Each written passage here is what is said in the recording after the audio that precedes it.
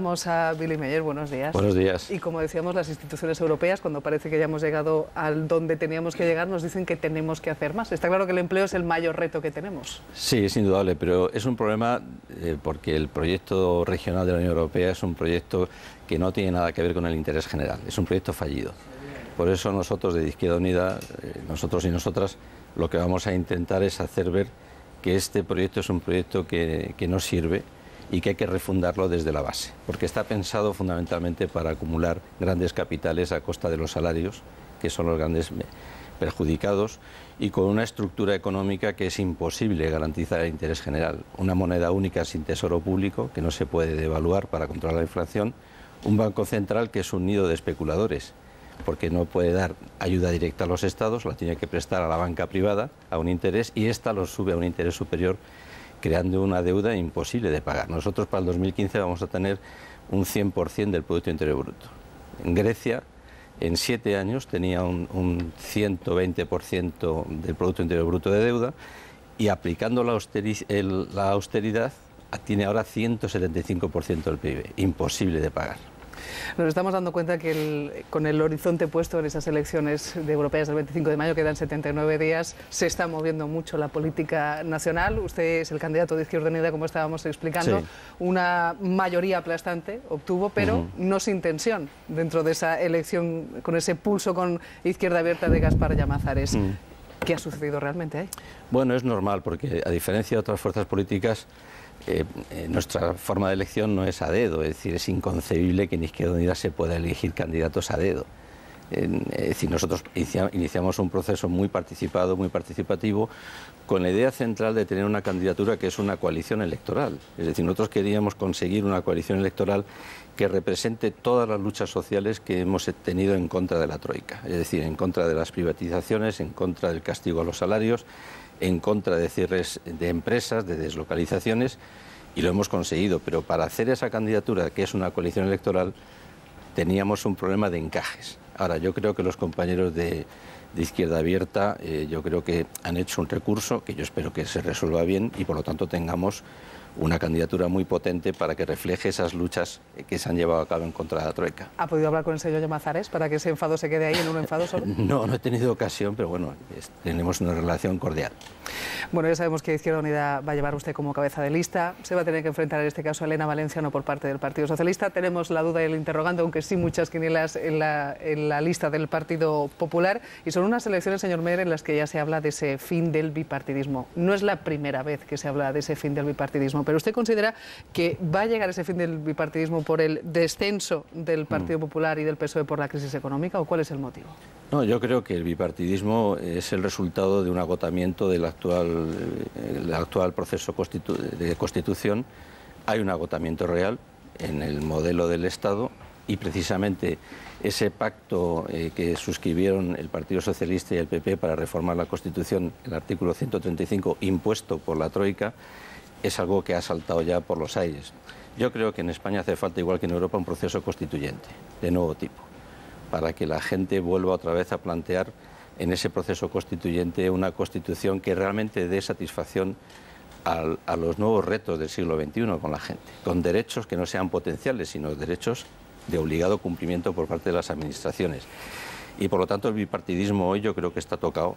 Afortunadamente está tocado, y lo que sí hace falta es iniciar un proceso constituyente que resuelva todo.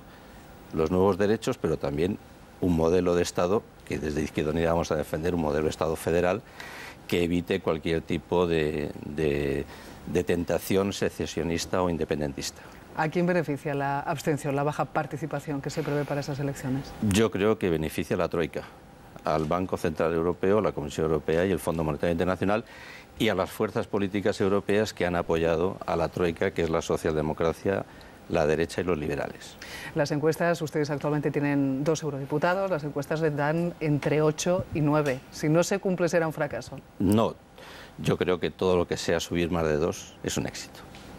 Y por lo tanto no nos ponemos límites. Es decir, Izquierda Unida en estos momentos estamos en un proceso de crecimiento, no solamente nosotros, en una coalición electoral, y creemos que el ciclo electoral terminará en las elecciones generales, y yo creo que en las elecciones generales Izquierda Unida va a determinar una parte del futuro de este país, hacia la izquierda y planteando con claridad el agotamiento de esta Constitución para iniciar un proceso constituyente nuevo y tengamos una Constitución nueva que dé respuesta a todo lo que son los anhelos de la gente que se moviliza en la calle, que hay huelgas generales, que se han ocupado plazas, y todo eso tiene que tener una expresión política para dar una solución muy importante, y es acercar la ciudadanía a la política. Y por lo tanto una Constitución que recoja el referéndum vinculante, que recoja la dación de cuentas, que recoja la posibilidad de quitar a un cargo público si no cumple con el programa con el que se ha presentado, es decir, figuras nuevas que efectivamente hagan que el soberano sea el protagonista de la política. Y si va a ser algo así, como dice usted, el termómetro de cara a las próximas generales, ¿en estas elecciones europeas se va a hablar de Europa o vamos a empezar a escuchar asuntos y temas relacionados con la política nacional? Nosotros vamos a hablar de Europa porque somos una fuerza política europeísta y creemos que hay que dar la batalla contra el capitalismo también dentro de Europa, ¿no? Pero vamos a hacer un gran esfuerzo de ser muy rigurosos para señalar a los autores políticos de la crisis, que nadie habla de ellos. Se habla del Banco Central, se habla del Fondo Monetario Internacional, se habla de los estafadores financieros, pero no se habla de los autores políticos que permitieron este diseño, que es la socialdemocracia europea y la derecha, que desde el Tratado de Maastricht hasta el último Tratado de Estabilidad acordaron, consensuaron un proyecto que se basa en la desregulación económica, de regulación del sector financiero, una invitación a los estados que no tengan ninguna propiedad de sectores estratégicos de producción y por lo tanto dejar al mercado libre. Esto es lo que nos ha llevado a la ruina en valores no conocidos sociales desde los años 40. Y por lo tanto vamos a hacer un esfuerzo para decir a la gente, 6 millones de parados, 3 millones de ellos que ya no tienen ningún tipo de prestación, los desahuciados, los profesionales de la salud pública, los profesionales de educación, para decirles, mirad, las movilizaciones han sido muy importantes, pero queremos deciros que esta situación que estáis padeciendo, este sufrimiento, es responsabilidad de un acuerdo político de la socialdemocracia, es decir, PSOE, y de la derecha, es decir, del PP, que se pusieron de acuerdo en ese modelo. Y ese es un modelo con el que hay que confrontar, pero señalándoles a ellos como responsables políticos. Hace falta otro consenso, el consenso de la ciudadanía. Viendo y escuchando análisis sobre la futura conformación, en este caso de Europa, se habla de la posibilidad de que un cuarto, una quinta parte del Parlamento Europeo esté formado por eurodiputados, en este caso de la extrema derecha, sí, con tintes xenófobos. ¿Eso a usted le preocupa? ¿Cómo combatir eso? Mire usted, me preocupa mucho porque no es que el fascismo pueda llegar, es que ya ha llegado. Es que si usted hace una relación de todos los parlamentos nacionales de los 28 estados, ya están en los escaños fuerzas fascistas. Desde Suecia, Holanda, Dinamarca, Grecia, Francia parece que puede ser el partido de Le Pen más votado. Todos los países del este tienen representación fascista y lo que acaba de suceder en Ucrania, el golpe de Estado, formó parte del golpe de Estado de forma violenta un grupo fascista. Y por lo tanto nos preocupa mucho. Izquierda Unida venimos, nuestro tronco es un tronco antifascista, ¿verdad? Y tenemos por lo tanto una posición muy claramente confrontada con el euroescepticismo, con los fascistas, y puede ser una realidad. Pero esta realidad yo creo que viene acompañada precisamente por este diseño de la Unión Europea que deja fuera el interés de los trabajadores y trabajadoras. ¿Usted cree que pueden tener representación en España? ¿Algún grupo de esos? No, yo espero que no, entre otras cosas porque están dentro del Partido Popular. Javier. Sí, yo volviendo al tema español, quería ver si está de acuerdo en que España ha perdido peso internacionalmente y especialmente en las instituciones europeas. Digo ahora, con lo que estábamos comentando anteriormente, en cabezas visibles, en puestos relevantes, en puestos representativos, y si usted está de acuerdo en eso, que parece que es casi una obviedad, si habría alguna posibilidad de que, por ejemplo, desde Izquierda Unida se apoyara a la opción de un presidente, por ejemplo, como es la opción de un candidato del presidente del Partido Popular Español para un puesto relevante en el Eurogrupo o en la propia Comisión, sí, un puesto relevante. Bueno, yo creo que no solamente España, la Unión Europea ya no juega ningún papel a nivel internacional porque decidió mantener una posición subalterna a la administración norteamericana. Nosotros no, digo, los europeos no jugamos prácticamente ningún papel, ¿no? Hemos sido actores secundarios en el conflicto de Oriente Próximo, en los conflictos hacia África. Han apoyado un golpe de Estado en Ucrania, lo han alentado, incluso lo han financiado, Y por lo tanto, el protagonismo real en política exterior es la administración norteamericana. La Unión Europea, si fuera un proyecto autónomo, claramente autónomo, con capacidad de ejercer un liderazgo basado en el desarme, basado en el respeto a la Carta de Naciones Unidas, es decir, basado en lo que el mundo hoy reclama y necesita y no se da, entonces sí podría jugar un papel. Dentro de eso, la Administración española, bueno, tiene en el Colegio de Comisarios está el señor Almunia. Sabe usted que el Colegio de Comisarios se lo reparten entre las grandes familias europeas y yo creo que se echa de menos un liderazgo en general europeo. No hay líderes europeos hoy que encabecen la posibilidad de que Europa juegue ese papel. Usted, señor Meyer, sintoniza con muchos ciudadanos europeos y desde luego españoles que hacen una crítica muy profunda a la actuación de la Unión Europea, que ha sido seguramente ineficaz en la lucha contra la crisis, si no cómplice incluso con los que han desencadenado esta crisis atroz que sufrimos en Europa. Sin embargo, habría quien pensara que usted forma parte del sistema. Es la tercera vez que va a optar a formar parte de ese Parlamento Europeo que todo el mundo critica por su ineficacia, porque hay euroburócratas que no hacen absolutamente nada, cobran grandes sueldos y no son responsables, no tienen que reportar a nadie. ¿No cree que le falta legitimidad seguramente para hacer esa crítica del sistema cuando usted forma parte del sistema e incluso quiere repetir por tercera vez? Bueno, no creo yo que forme parte del sistema, ¿verdad? Porque en fin, yo he estado en los piquetes de la huelga general, he estado en las movilizaciones populares, soy una persona confrontada con el sistema y el que yo repita por tercera vez es porque en Izquierda Unida tenemos unos estatutos que permiten, siempre y cuando pases un 60% la votación, repetir de forma excepcional y nunca más. Y por lo tanto nosotros al contrario tenemos un método de elección que pone en cuestión la perdurabilidad del cargo público en las instituciones. Yo no critico tanto que vaya por tercera vez, sino que desde luego forma parte de la estructura de la Unión Europea que es considerada tan ineficaz por seguramente la generalidad de los españoles, pero también incluso por usted, que lo está sosteniendo aquí en un discurso bastante crítico, ¿no? No, yo por supuesto, y por lo tanto no puedo formar parte de ese sistema. Yo cuestiono este proyecto regional de la Unión Europea. Nuestro candidato Alexis Tsipras, que va a ser nuestro candidato para la presidencia de la Comisión Europea, se presenta precisamente para poner en cuestión todo el sistema regional de la Unión Europea. Por cierto, se presentan candidatos a sabiendas que no son elegidos por el Parlamento, sino que es el Consejo Europeo el que hace la propuesta y el Parlamento lo elegirá o no en función de la propuesta del Consejo Europeo y por lo tanto nosotros hacemos una crítica de fondo y no podemos ser parte del sistema. Es decir, nosotros sería la primera vez que nos puedan acusar de formar parte de un sistema al que cuestionamos de raíz. Enrique. Sí, no, lo he escuchado con mucha atención. Usted ha acusado a la socialdemocracia de traición, más o menos.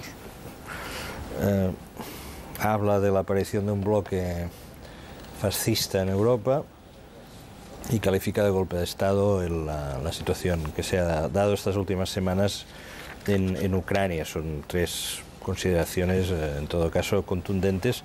Yo me pondría el foco en la segunda, en la aparición la posible aparición de un foco fascista en Europa. ¿Realmente usted cree que todos estos movimientos de carácter reactivo que hoy existen en Europa, que de alguna manera tienen como principales protagonistas los sectores de las clases medias, ¿no? Asustadas también por la crisis, como es el Frente Nacional francés, el movimiento de Beppe Grillo en Italia, el partido holandés, anti-emigración, los verdaderos finlandeses, etcétera, etcétera.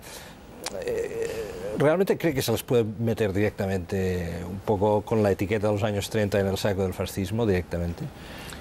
Bueno, ¿O no representan algo más complejo que yo creo que hay de todo, es decir, hay un euroescepticismo, un populismo, pero también hay fuerzas fascistas y uniformadas, es decir, con un pensamiento claramente fascista, ¿no?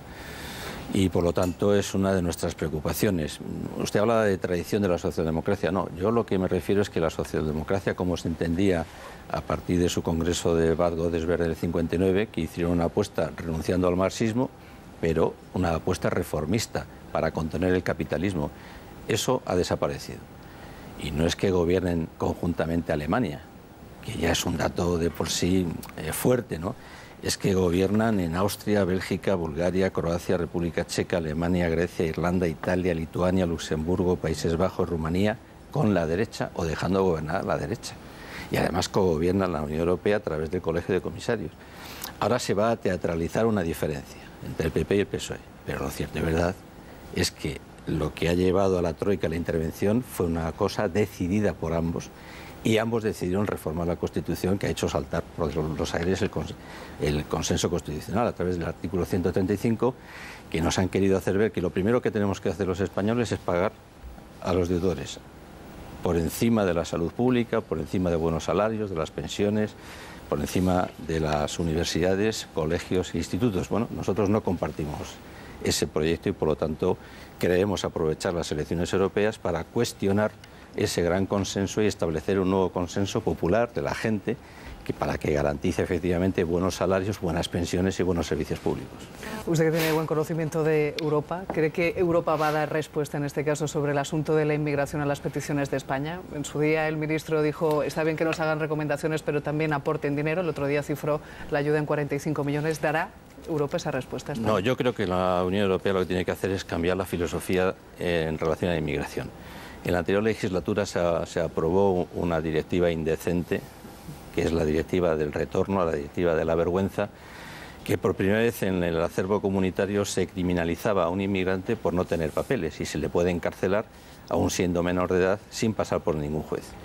Yo creo que la Unión Europea o cualquier proyecto regional europeo necesita de la inmigración económica, porque necesitamos a los inmigrantes, porque nuestra tasa de natalidad es descendente y por lo tanto necesitamos en la inmigración. Por lo tanto, si la necesitamos, no se puede tener un trato inhumano y a veces criminal, como es que se ha tenido en Ceuta y Melilla, que es un tratamiento criminal. Son personas humanas y si las personas humanas en fin, a través del mar quieren llegar a la costa, lo que no se le puede hacer es disparar con pelotas de goma. Por lo tanto, lo que tiene que hacer la Unión Europea es cambiar radicalmente su posición respecto a la migración. ¿Y España llegaremos a ese pacto de Estado?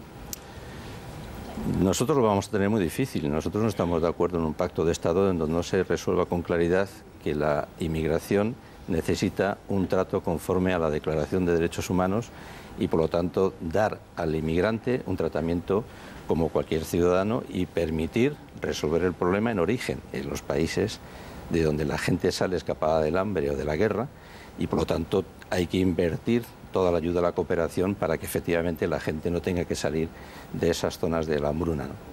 Pues agradecemos esta mañana que nos haya acompañado aquí los desayunos Billy Meyer, que haya estado desayunando con nosotros aquí en la 1 de Televisión Española. Muchísimas gracias. Encantado. Muchas gracias.